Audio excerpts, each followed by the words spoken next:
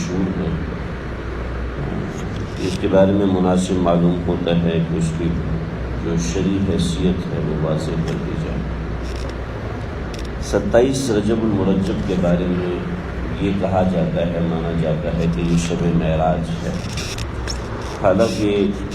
اس کا شب معراج ہونا کسی حدیث سے ثابت نہیں ہے۔ پھر 27 رجب کی رات کو کہا جاتا ہے یہ مریم بی بی والی رات ہے، پتہ نہیں کیسے حضرت مریم کو اس رات سے جوڑا جاتا ہے۔ اور 27ویں رجب کا جو روزہ ہے وہ 1000 روزوں سے افضل ہے،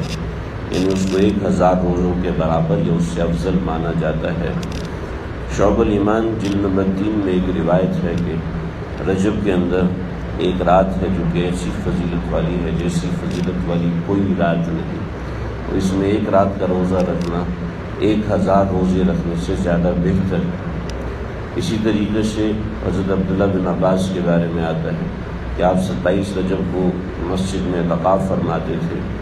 اور ظہر کی نماز کے بعد 4 رکعت نماز پڑھتے تھے وغیرہ وغیرہ وغیرہ۔ یہ سب روایات علامہ ابن حجر عسقلانی رحمۃ اللہ علیہ نے تبیین العجب بما ورد فی فضل رجب، ایک کتاب ہے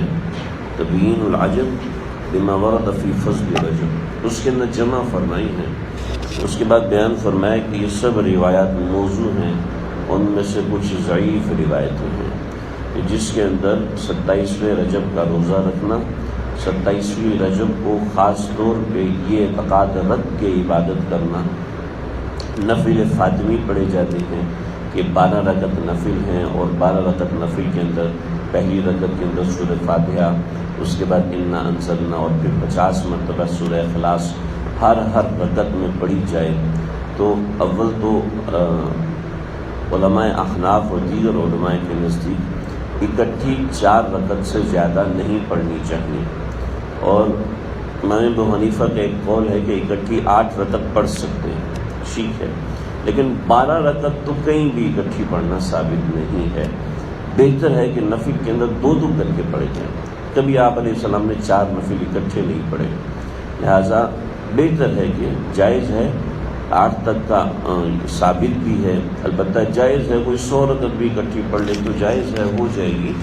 لیکن آپ صلی اللہ علیہ وسلم سے کہیں اس نوعیت کی عبادت ثابت نہیں، لہٰذا دین وہیں تک ہے جہاں تک ہمیں سکھایا گیا کہ یہاں تک دین ہے، اس سے اوپر کچھ دین کو بنا لینا یہ دین میں تحریف ہے، جو ایک بہت بڑا گناہ ہے، بہت بڑا گناہ ہے۔ لہٰذا 27 رجب کے بارے میں یہ ثابت ہی نہیں ہے کہ یہ شب معراج ہے، کہیں صحیح حدیث میں کسی صحیح جو بھی روایت موضوع ہیں یا ضعیف، موضوع کا مطلب یہ ہوتا ہے کہ کسی شخص نے اپنی طرف سے کہہ دیا کہ اللہ کے نبی نے یہ فرمایا، اور آپ نے فرمایا کہ جس نے میرے اوپر جھوٹ باندھا فَلْيَتَبَوَّأْ مَقْعَدَهُ مِنَ النَّارِ، وہ اپنا ٹھکانہ جہنم میں بنا لے۔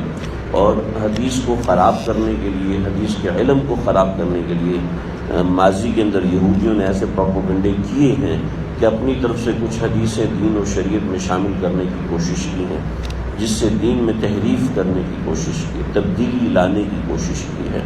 تو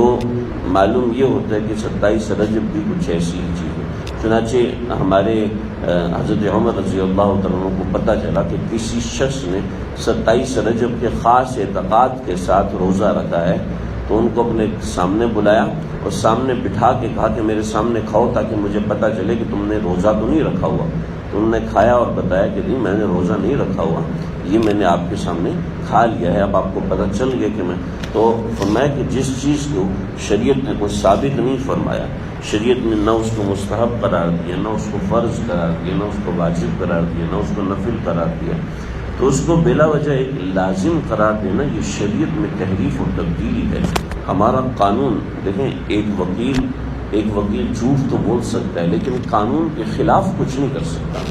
ہم مسلمان سے گناہ تو ہو سکتا ہے لیکن دین میں تحریف نہیں ہونی چاہیے۔ یہ حرج ہی کیا ہے، کسی نے اگر روزہ رکھ لیا ہے، حرج یہ ہے کہ ایک درجے کی تحریف ہو جاتی ہے، جو اتنا بڑا حرج ہے کہ کوئی زنا کر لے تب تو معافی ہو سکتی ہے، لیکن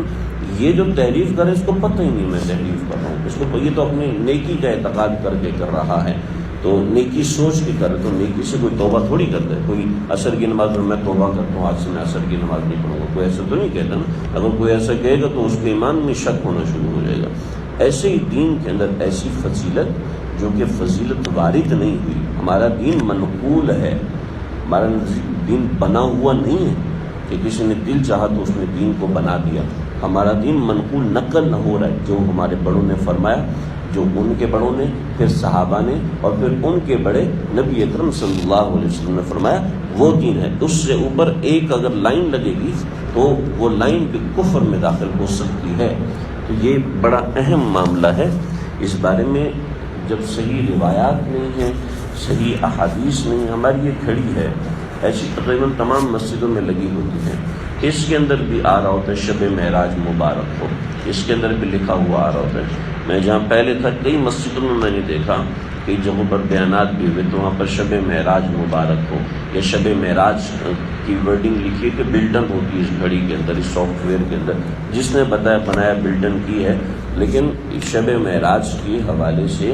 اس نوعیت کی معاملات کرنا اور اس میں خاص اعتقاد رکھ کے عبادت کرنا یہ صحیح احادیث سے ثابت نہیں ہے. لہٰذا اس اعتقاد کے ساتھ عبادت کرنا، اس اعتقاد کے ساتھ روزہ رکھنا یہ درست نہیں ہوگا. اللہ مجھے آپ کو ہم سب کو سمجھ